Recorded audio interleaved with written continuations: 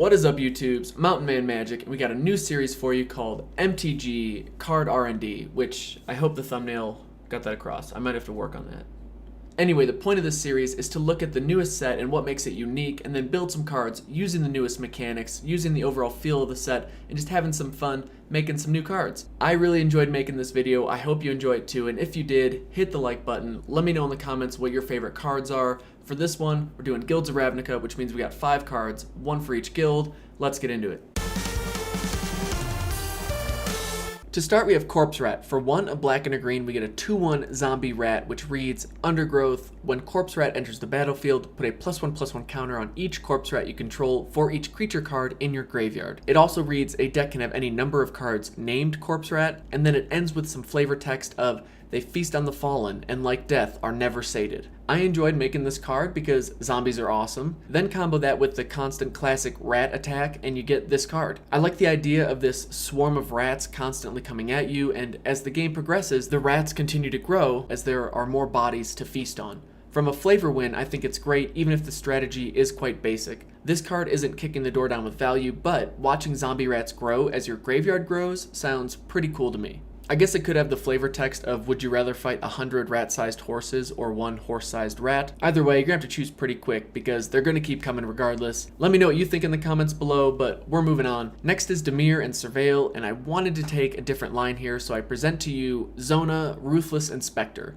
For XX, a blue and a black, you get a 1/3 that reads, when Zona, Ruthless Inspector enters the battlefield, Surveil X. Then to give a unique twist on Surveil, she also reads, each time a card is sent to the graveyard by Surveil, each opponent loses 1 life. And then her flavor text is, she will find the answers they fear.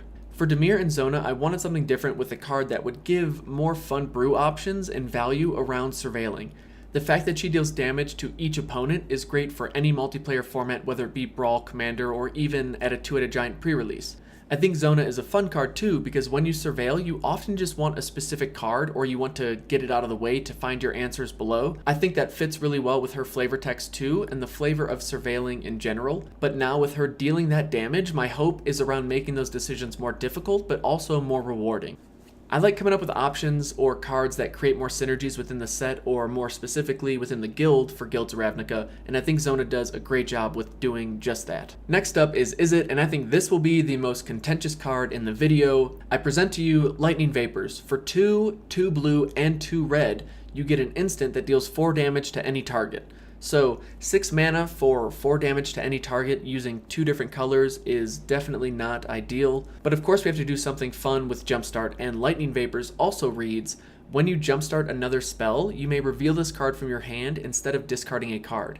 If you do, you lose 4 life. Jumpstart is a cool mechanic, and I think it fits really well in the theme and flavor of Guilds of Ravnica, so I wanted to have a card that played around with that risk reward, but instead gave you the option to trade life for those spells or cards in your graveyard. I think It is the perfect guild for doing something just like this, and the idea is that it gives you a lot of value in the early game, but it's going to make you hesitant to use this card too many times because using 4 life is not an insignificant amount. The mana cost isn't super efficient, and this card certainly offers that high risk, high reward option, which I think also works really well with It. Again, this one I think most folks will definitely have an opinion on, so if you do, let me know in the comments below, but we're going to move on. And for our 4th card, we have Celestia and Their Oldie but Goodie mechanic of Convoke. For this, I wanted to do an enchantment, so here we have Lanarok Ruins. For 2, a white and a green, you get an enchantment, which you can convoke out as well if you'd like, but it also reads, when you tap a creature to pay for a spell with Convoke, each creature tapped pays for an additional 1 colorless or color of that creature.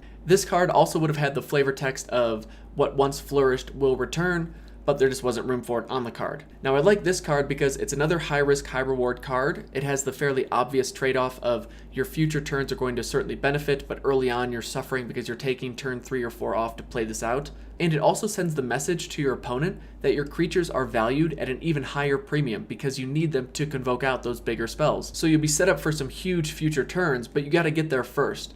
And now your opponent's working with a lot more information, seeing the pretty clear line that you're going for when you play this card. But honestly, I just really like the name of this card. I like the idea of building into this bigger, brighter future, and I think if stuff works out, you can see that this card is going to be a remnant of the past, or it's going to be a rather accurate depiction of what happened in your game. And now for our final card, we got the Boros Guild and utilizing their mentor mechanic. We could apply it to a creature, but how about we run with an enchantment as well, one that goes onto a creature. For this, we have Veteran's Fury. For a white and a red, you get an enchantment, an aura, that reads, equipped creature has mentor. It also reads, when equipped creature attacks, it gets +1/+0 until end of turn. And then it also reads, when enchanted creature mentors another attacking creature, put a +1/+1 counter on enchanted creature. And then finally it ends with the flavor text of, I do not fear battle, but you should. I like this because it gives the creature you equip the ability to keep mentoring other creatures. No more bottlenecking or stalling out with the mechanic that is meant to keep your creatures growing, and an angry leader is certainly someone who can keep that fire burning within their ranks. Boros, of course, wants to go wider and get bigger, and this card in a way does that, but there's the obvious trade-off here, like any enchantment, where you can easily be 2 for 1. But if you get a combat or 2 with this thing, your board is going to be much bigger, your creatures will be quite happy, and if you can be lucky enough to get those cards that give you extra combats or turns, this card will really give you a whole bunch of value. So there you have it. Those are the 5 cards I came up with for the first episode of MTG Card R&D. I hope you enjoyed the concept, and of course, let me know in the comments below what your favorite ones were. If you'd like to share your ideas as well for future videos, I'm always looking through comments. I'd love to hear your thoughts. And if you'd like to get more of a behind the scenes look at the channel, get some cool rewards, and even give input on future video ideas like this one, consider checking out my Patreon page in the description below. As always, thank you so much for watching. I really do appreciate it. I hope life's treating you well. We'll see you in the next video. Peace.